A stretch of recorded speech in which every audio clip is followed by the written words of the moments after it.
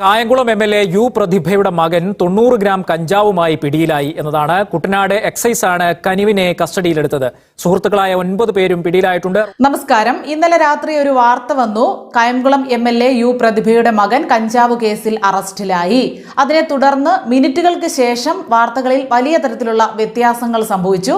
ആദ്യം ആ കഞ്ചാവിന്റെ അളവ് പറഞ്ഞതിൽ നിന്ന് വ്യത്യസ്തമായി തീരെ ചെറിയൊരളവാണ് പിന്നീട് വന്ന മിനിറ്റുകൾക്ക് ശേഷമുള്ള വാർത്തയിൽ കണ്ടത്. അതുകൂടാതെ ഈ യുവാവ് കൈവശം കഞ്ചാവ് സൂക്ഷിച്ചിരുന്നില്ല, ഉപയോഗിക്കുക മാത്രമാണ് ചെയ്തത്. കൂട്ടുകാർക്കൊപ്പം ഒരു പാലത്തിനടിയിൽ 9ഓളം യുവാക്കളോടൊപ്പം ഒന്നിച്ചിരുന്ന് ഇവരെല്ലാവരും ചേർന്ന് കഞ്ചാവ് ഉപയോഗിക്കുന്നതിനിടെയാണ് എക്സൈസ് ഉദ്യോഗസ്ഥർ ഇവരെ കസ്റ്റഡിയിലെടുത്തത് എന്നാണ് വാർത്തകൾ. ഈ വാർത്തകൾ ഏതാനും മാധ്യമങ്ങൾ പുറത്തുവിട്ടതിന് തൊട്ടു പിന്നാലെ ഈ യു പ്രതിഭ ക്യാമറയ്ക്ക് മുന്നിൽ എത്തുകയായിരുന്നു. അതും 2 ചാനലുകാർക്കാണ് അവർ ബൈറ്റ് കൊടുത്തിരിക്കുന്നത്. വന്ന വാർത്ത എന്താ? കഞ്ചാവുമായി എം.എൽ.എ. പ്രതിഭയുടെ മകൻ പിടിയിലെന്ന വാർത്തയാണ്. ആ വാർത്തയോടാണ് ഞാൻ വിയോജിക്കുന്നത്. അവർ പറഞ്ഞത് എന്തുകൊണ്ട് കായംകുളം എം.എൽ.എയുടെ മകൻ കഞ്ചാവുമായി പിടിക്കപ്പെട്ടു എന്ന് മാധ്യമങ്ങൾ വാർത്ത കൊടുത്തു, അതിൽ മാത്രമാണ് താൻ വിയോജിക്കുന്നത്. എൻ്റെ മകൻ അത് ഉപയോഗിച്ചെങ്കിൽ അവൻ ശിക്ഷിക്കപ്പെടണം എന്ന് തന്നെ പറയുന്ന ആളാണ് ഞാൻ. ലഹരിക്കെതിരെ ക്യാമ്പയിനുകൾ നടത്തുന്ന ഒരു സ്ത്രീയാണ് ഞാൻ, ഒരു പൊതുപ്രവർത്തകയാണ് ഞാൻ, സജീവമായി ഇതിനെതിരെ പോരാടുന്ന ആളാണ് ഞാൻ എന്നൊക്കെ പറയുന്നതിനോടൊപ്പം തന്നെ തുടർച്ചയായി ഇവർ പറയുന്നത് എന്തുകൊണ്ട് എം.എൽ.എയുടെ മകൻ എന്ന് മാധ്യമങ്ങൾ ഊന്നി പറഞ്ഞു. അപ്പോൾ അതൊരു വേട്ടയാടലല്ലേ, വളരെ തരം താഴ്ന്ന ഒരു തരം മാധ്യമ പ്രവർത്തനമല്ലേ നടത്തിയത്. അതുകൊണ്ട് ഈ വാർത്ത ഇങ്ങനെ പുറത്തുവിട്ട മാധ്യമങ്ങൾക്കെതിരെ ഞാൻ കേസ് കൊടുക്കും, നിയമപരമായിട്ട് മുന്നോട്ട് പോകും എന്നൊക്കെ ഇവർ പറഞ്ഞ് അവസാനം പറഞ്ഞു വന്നപ്പോൾ ഈ വാർത്ത പുറത്തുവിട്ട 2 പ്രമുഖ വാർത്താ ചാനലുകളും ഈ വാർത്ത പിൻവലിച്ച് ഖേദം പ്രകടിപ്പിക്കണം എന്ന് വരെ പറഞ്ഞു വെച്ചു. എന്നോട് അഭ്യർത്ഥിക്കാനുള്ളത് ആ വാർത്ത പിൻവലിക്കണം, ഖേദം പ്രകടിപ്പിക്കണമെന്ന് തന്നെയാണ്. അതിനോടൊപ്പം തന്നെ ഇവർ വളരെ നിസ്സാരമായിട്ട് പറയുന്നത് കേട്ടു, ഇതൊരു നാട്ടിൻപുറമാണ്, കുട്ടികളെല്ലാം കൂടെ രാത്രിയിൽ കൂടിയിരുന്ന് ഗ്രീൻ ടീ ഒക്കെ പാലത്തിനടിയിലിരുന്ന് കുടിക്കുന്ന പതിവുണ്ട്, അതൊന്നും നമുക്ക് വിലക്കാൻ പറ്റില്ലല്ലോ, അവരെ ഒന്നും പിടിച്ച് വീട്ടിൽ വെക്കാൻ പറ്റില്ലല്ലോ എന്നൊക്കെ. അപ്പോൾ അതിൻ്റെ ഒന്നും ഔചിത്യം നമുക്ക് മനസ്സിലായിട്ടില്ല. അത് പിന്നെ പോട്ടെ.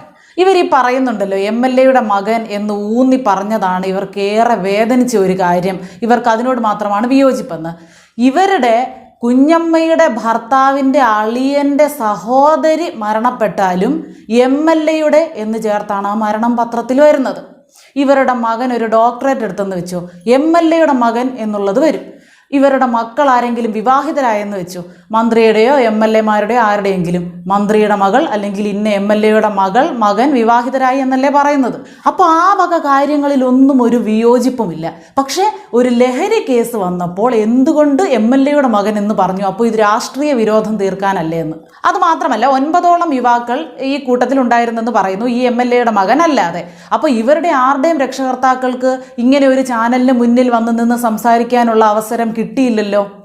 അവർക്കങ്ങനെ സംസാരിക്കാനുള്ള ഒരവസരം മാധ്യമങ്ങളും അവർക്ക് കൊടുത്തിട്ടില്ലല്ലോ. ഇനി നിരപരാധികളാണെങ്കിൽ പോലും അവർക്കങ്ങനെ വന്ന് നിന്ന് സംസാരിക്കാൻ പറ്റുമോ?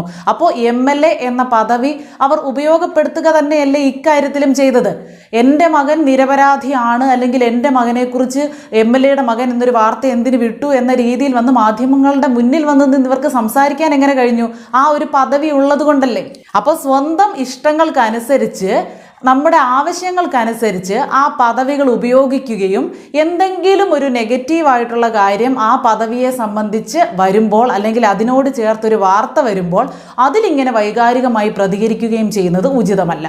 പിന്നെ മറ്റൊരു കാര്യം നമ്മൾ പൊതുവായി അറിഞ്ഞിരിക്കേണ്ടത്, നമ്മുടെ രാജ്യത്ത് ഈ കഞ്ചാവാണെങ്കിലും പിന്നെ വേറെ എന്തൊക്കെയോ ഇതിനകത്ത് വരുന്നുണ്ടല്ലോ, MDMA പോലുള്ള മറ്റേത് ലഹരി വസ്തു ആണെങ്കിലും കയ്യിൽ വെച്ചാലും അത് വിറ്റാലും വാങ്ങിയാലും ഉപയോഗിച്ചാലും കൃഷി ചെയ്താലും ഒക്കെ കുറ്റകരമായിട്ടുള്ള കാര്യമാണ്. സ്റ്റേഷൻ ജാമ്യം എന്നൊരു സാധനത്തിന് ഒരു സാധ്യതയും ഇല്ലാത്ത ഒരു വകുപ്പാണ്. ഇതൊരു കേസാണ്, ഈ ലഹരിയുമായി ബന്ധപ്പെട്ട കേസ്. അപ്പോൾ ഈ എം.എൽ.എയുടെ മകൻ ഉൾപ്പെടെയുള്ളവരെ സ്റ്റേഷൻ ജാമ്യത്തിൽ വിട്ടു എന്നാണ് പറയുന്നത്. അതിന് കാരണമായിട്ട് പറയുന്നത് വളരെ കുറഞ്ഞ അളവിലുള്ള 3 ഗ്രാം കഞ്ചാവ് മാത്രമാണ് ഇവരിൽ നിന്ന് കണ്ടെത്തിയത് എന്നാണ്. 1 ഗ്രാം ആണെങ്കിലും 10 കിലോയാണെങ്കിലും ഈ ലഹരി വസ്തുക്കൾ കയ്യിൽ സൂക്ഷിച്ചാൽ കുറഞ്ഞത് 6 മാസത്തെങ്കിലും തടവ് ശിക്ഷ കൊടുക്കാനുള്ള വകുപ്പൊക്കെ നമ്മുടെ നിയമം ഇവിടെ അനുശാസിക്കുന്നുണ്ട്, നമ്മുടെ രാജ്യത്ത് നിലനിൽക്കുന്നുണ്ട്. അതുമാത്രമല്ല ഒരു തുക പിഴയായും അടയ്ക്കണം. ഒരുപക്ഷെ ഈ ജയിൽ ശിക്ഷയും ഈ പിഴയും ഒന്നിച്ചും വന്നേക്കാം. ഞാനിത് വെറുതെ പറയുന്നതല്ല കേട്ടോ, ഇതിനെക്കുറിച്ച് റിസർച്ച് ചെയ്തിട്ട് തന്നെയാണ് സംസാരിക്കുന്നത്. Narcotic drugs and psychotropic substances act പ്രകാരം ഏതൊരു ലഹരി വസ്തുക്കളുമായിട്ട് ബന്ധപ്പെട്ടുള്ള കേസാണെങ്കിലും അത് നോൺ ബെയിലബിൾ ഒഫൻസ് ആണ്, ജാമ്യമില്ലാത്ത കേസാണ്. സ്റ്റേഷൻ ജാമ്യം എന്നൊന്ന് ഉള്ളതായിട്ട് ഇതുവരെ എൻ്റെ അറിവിലില്ല. ഈ ലഹരി വസ്തുക്കളുടെ അളവിനെ തന്നെ 3 സെക്ഷനായിട്ട് തിരിച്ചിട്ടുണ്ട്. സ്മോൾ ക്വാണ്ടിറ്റി ഉണ്ട്, കൊമേഴ്ഷ്യൽ ക്വാണ്ടിറ്റി ഉണ്ട്, ലെസ് ദാൻ കൊമേഴ്ഷ്യൽ ക്വാണ്ടിറ്റി ഉണ്ട്. ഇതിലേതാണെങ്കിലും എത്ര ഗ്രാം ആണെങ്കിലും എത്ര കിലോയാണെങ്കിലും കൈവശം സൂക്ഷിച്ചാലും ഉപയോഗിച്ചാലും ഒക്കെ എന്താണെങ്കിലും തടവ് ശിക്ഷ അത് ഉറപ്പായിട്ടുള്ള ഒരു വകുപ്പാണ്. അത് മാത്രമല്ല, ഈ ഉപയോഗിച്ച ലഹരി ഏതാണ് എന്നതുൾപ്പെടെയുള്ള വിഷയത്തിൽ എന്തെങ്കിലുമൊക്കെ മാറ്റങ്ങൾ ഇവിടെ എക്സൈസ് ഉദ്യോഗസ്ഥരോ പോലീസുകാരോ ഒക്കെ വരുത്തിയാലും അതിൽ ആ ശിക്ഷയിൽ ആ ഇളവുകളൊക്കെ ഉണ്ടാകും. പിന്നെ ഓരോ ലഹരി വസ്തുക്കളുടെയും ലഹരി അനുസരിച്ച് അതിൻ്റെ സ്മോൾ ക്വാണ്ടിറ്റിയിലും കൊമേഴ്ഷ്യൽ ക്വാണ്ടിറ്റിയിലും ഒക്കെ മാറ്റം വരും. ഇപ്പോൾ കഞ്ചാവിനെ സംബന്ധിച്ച് 1 കിലോയാണ് സ്മോൾ ക്വാണ്ടിറ്റി ആയിട്ട് കണക്കാക്കുന്നതെങ്കിൽ അതിൻ്റെ കൊമേഴ്ഷ്യൽ ക്വാണ്ടിറ്റി 20 കിലോയാണ്. പക്ഷേ MDMA അങ്ങനല്ല. MDMA 0.5 ഗ്രാം ആണ് സ്മോൾ ക്വാണ്ടിറ്റി ആയിട്ട് വരുന്നത്, 10 ഗ്രാം കൊമേഴ്ഷ്യൽ ക്വാണ്ടിറ്റിയാണ്. ഞാനിക്കാര്യം സൂചിപ്പിച്ചത് ഓരോ ലഹരി വസ്തുവും ഏതാണ് എന്നതിനെയൊക്കെ അടിസ്ഥാനമാക്കിയാണ് ശിക്ഷ നിർണ്ണയിക്കപ്പെടുന്നത്. ഏതായാലും ഇതിപ്പോൾ സ്റ്റേഷൻ ജാമ്യം കിട്ടി ചരിത്രം കുറിച്ചിരിക്കുകയാണ്. ഇന്നലെ ഈ വാർത്ത ആദ്യം പുറത്തു വന്നപ്പോൾ തന്നെ നമ്മൾ ഊഹിച്ചതാണ് ഇന്ന് കഞ്ചാവ് എന്നുള്ളത് നാളെ കമ്മ്യൂണിസ്റ്റ് പച്ചയാകുമെന്ന്. അതിനകത്തൊന്നും നമുക്ക് സംശയമില്ലായിരുന്നു. പിന്നെ ആദ്യം 90 ഗ്രാം എന്നൊക്കെ പറഞ്ഞു, പിന്നീട് അത് 3 ഗ്രാം ആയി. അതൊക്കെ ആവുമെന്നും പിന്നെ ഈ 3 ഗ്രാം ആവിയായി പോകാനും ഒന്നും താമസമില്ല. ഇനിയിപ്പോൾ ഇതിനെ സംബന്ധിച്ച വാർത്തകളൊന്നും പുറത്തു വരാനും സാധ്യതയില്ല. ഇനിയിപ്പോൾ ചിലപ്പോൾ കയ്യിൽ നിന്ന് പിടികൂടിയത് ഒരു മുറുക്കാൻ പൊതിയാണെന്ന് വരെ നമ്മൾ കേൾക്കേണ്ടി വരും. അതിലൊന്നും അതിശയമില്ല. പക്ഷെ പറയാൻ ഉദ്ദേശിച്ച പോയിന്റ് ഇത് മാത്രമാണ്. എന്തെങ്കിലും തങ്ങൾക്ക് പ്രതികൂലമായിട്ടുള്ള ഒരു കാര്യം വരുമ്പോൾ അല്ലെങ്കിൽ ഒരു വാർത്ത ഉണ്ടാകുമ്പോൾ അപ്പോൾ മാത്രം തങ്ങളുടെ പദവിയെ വേട്ടയാടുകയാണ്, തങ്ങളോട് രാഷ്ട്രീയ വിരോധം കാട്ടുകയാണ് എന്ന് പറഞ്ഞിട്ട് മറ്റ് പല കാര്യങ്ങൾക്കും പല ആനുകൂല്യങ്ങൾക്കും അംഗീകാരങ്ങൾക്കുമായി ആ പദവിയെയും ആ പദവിയുടെ പേരിനെയും ഒക്കെ ഉപയോഗപ്പെടുത്തുന്നത് ശരിയായ നടപടിയല്ല.